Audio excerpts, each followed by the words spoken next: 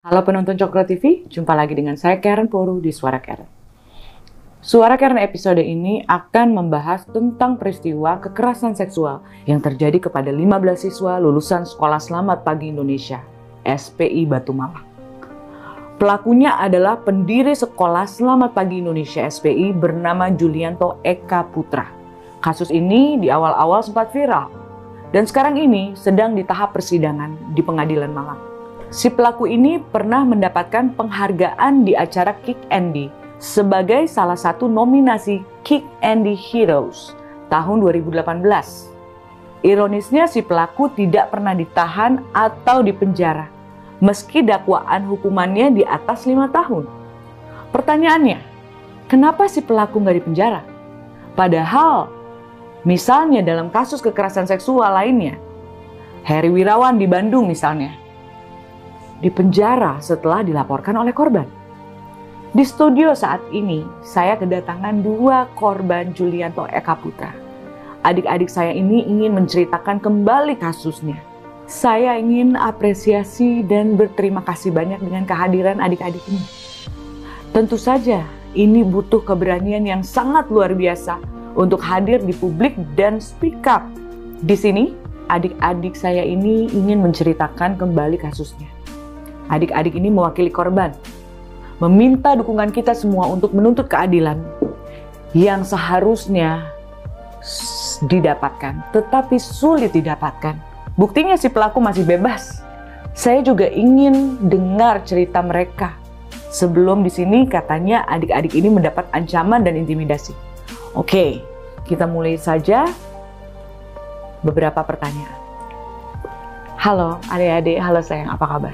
Halo Kak. Sehat ya? Sehat. Puji Tuhan. Jadi kalian gak keberatan kan untuk kita bicara tentang kasus-kasus ini? Iya, nggak apa-apa. Walaupun memang sebetulnya mengungkit luka yang sangat dalam untuk kalian. Dan apa yang terjadi kepada kalian saya sangat prihatin. Tetapi saya pikir ini kasus sudah selesai, ternyata kasusnya stuck. Dan kalian ada di sini sekarang untuk speak up. Dan kalian sudah beranjak dewasa sekarang. Jadi boleh nggak Dek? Kita mulai dari kamu. Bercerita tentang apa yang terjadi sama kamu di sekolah SPI. Apa yang dilakukan oleh si pelaku terhadap kamu? Ya, makasih Kak. Silakan. Jadi waktu itu saya kelas 2 SMA, saya masih berusia 16 tahun. Dan di situ saya memang saya datang ke sekolah yang namanya Sekolah Selamat Pagi Indonesia. Itu adalah sekolah gratis untuk anak-anak yatim piatu atau kurang mampu. Nah memang di sana kenapa saya masuk di sekolah itu, karena memang keluarga saya atau orang tua saya tidak bisa lagi memberikan saya biaya untuk sekolah seperti itu Kak. Nah oleh karena itu saya ke sekolah itu, saya ingin memiliki masa depan yang lebih cerah lagi, mendapatkan pendidikan yang lebih layak lagi seperti itu Kak. Nah sampai kemudian saya bersekolah di sana. Waktu kelas 2 SMA saya mendapatkan seorang mentor yang namanya Pak Julianto Eka Putra. Kami memanggilnya di sana biasanya dengan sebutan Kojul. Nah di situ singkat cerita ada sebuah tragedi di mana awal-awal saya ketemu sama si JE ini, saya sebut JE saja. JE ini waktu saya setelah perlombaan, jadi saya ikut lomba di SMA 1 Kota Batu di situ. Kemudian saya setelah lomba itu saya dibawa ke sebuah bukit dengan mobil Mercy-nya.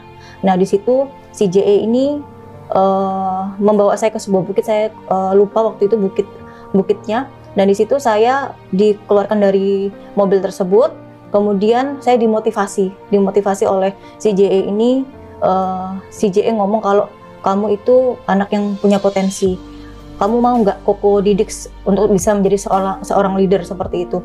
Terus kemudian kayak beliau itu langsung menepuk bahu saya, kemudian anggap Koko ini seperti kakakmu sendiri, seperti ayahmu sendiri. Terus kemudian dia langsung kayak memeluk saya seperti itu. Awalnya saya biasa aja karena memang bagi saya ini memang kayak seperti ayah saya seperti itu.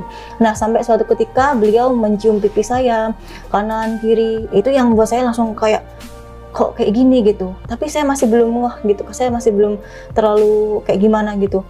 Nah kemudian sampai pada akhirnya si J ini udah mulai mencium bibir saya. Di situ saya sudah kayak bingung, saya kaku.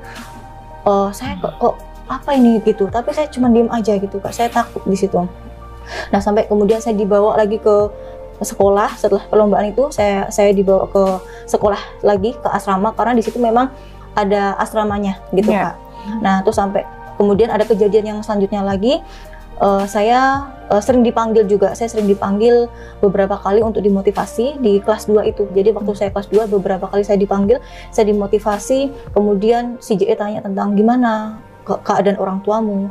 Terus kemudian saya dimotivasi untuk saya bisa memperjuangkan masa depan saya. Terus si beliaunya bilang, kamu mau nggak menjadi seperti Koko? Kamu mau nggak bisa sukses? Kalau kamu mau sukses, kamu harus ikuti apa yang Koko bilang, nurut, jujur, dan setia, seperti itu. Ini 3 kalimat yang saya ingat banget dari sejak awal saya dididik oleh J ini. Dan pada saat itu, oh ya kok saya mau seperti Koko, karena saya lihat bahwa J ini menurut saya adalah seorang founder dan juga orang yang sukses seperti itu. Karena waktu itu saya lihat juga ada videonya J ini training memotivasi ribuan orang seperti itu. Nah sampai pada akhirnya lama-kelamaan saya dipanggil lagi, dimotivasi seperti itu lagi. Kemudian mulailah si J ini meraba payudara saya. Di situ saya langsung kayak kaget gitu. Udah saya bingung, saya nggak ngerti mau ngomong apa gitu Kak. Saya takut sekali di situ.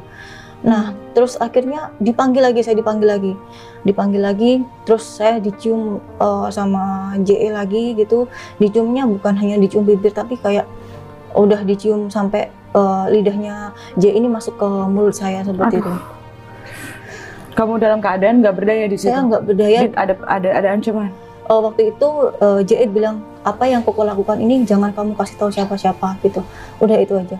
Nah, itu waktu di awal-awal. Sampai pada akhirnya ada kejadian juga yang membuat saya juga shock. Waktu itu saya masih kelas 2 SMA juga. Nah di situ JE itu tinggal di sekolah itu Kak. Jadi ada satu kamar untuk si JE ini. Kemudian saya dipanggil. Nah beliau itu seringkali memanggil saya atau beberapa tim yang lainnya itu di jam 12 malam, di jam 1 malam gitu. Jadi waktu malam-malam, karena kita biasanya juga diajak meeting, diajak untuk meeting bersama. Nah di situ setelah semuanya tertidur, saya dipanggil itu sekitar jam 1. Nah udah mulai di situ. Terus pada akhirnya saya dipanggil, saya dibawa ke kamarnya. Kondisinya gelap, terus saya kan takut sekali, saya tuh bener-bener takut banget. Tapi kalau saya sampai nggak ikutin apa yang dibilang sama JE itu pasti saya kena pukulan, kalau nggak saya itu dimaki-maki. Nah saya kan takut kan Kak, ya udah saya kesana, saya nggak ngerti mau diapain di situ kan. Saya berharapnya saya nggak diapa-apain, ternyata setelah saya dimasukkan ke kamar itu saya langsung ditempelkan di tembok gitu. Jadi saya langsung ditempelkan di tembok, terus kemudian JE ini langsung nyium-nyium saya, kayak nyium-nyium pipi, nyium-nyium bibir saya, terus nyium leher saya, terus kemudian saya ini baju saya dilepas, terus baju saya dilepas sama JE, terus JE sering nyium, terus sama nyium-nyium payudara saya, terus habis itu saya ditidurkan, terus habis itu JE langsung melepas celana saya di situ, terus langsung saya dipaksa itu untuk saya kayak disetubuhi gitu kan. Saya bingung. Berarti kamu diperkosa ya itu ya? Berarti kan bukan kemauan kamu, itu pemerkosaan namanya. Udah, nggak apa-apa, nggak usah diceritain, nggak apa-apa. Tapi yang terjadi, kamu nggak usah cerita detailnya. Berapa kali dia melakukan itu sama kamu? Itu sebanyak 15 kali. Tuhan tolong.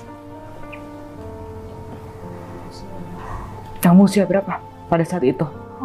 Waktu itu saya usia 16 tahun, terus berlanjut sampai saya lulus juga, saya kan masih kerja di situ Kak.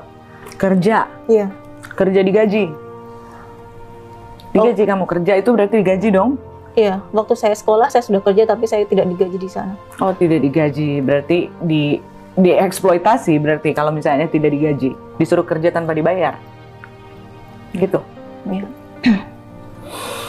Di usahanya dia, bisnisnya, ada bisnis besarnya. Ya. Oke, berarti itu kamu dipekerjakan ya sama dia ya, dipekerjakan dengan tidak digaji ya. Baik, nggak apa-apa. Take your ini dulu, nafas dulu. Nah, nggak apa-apa, aku pindah ke kamu ya, Dek.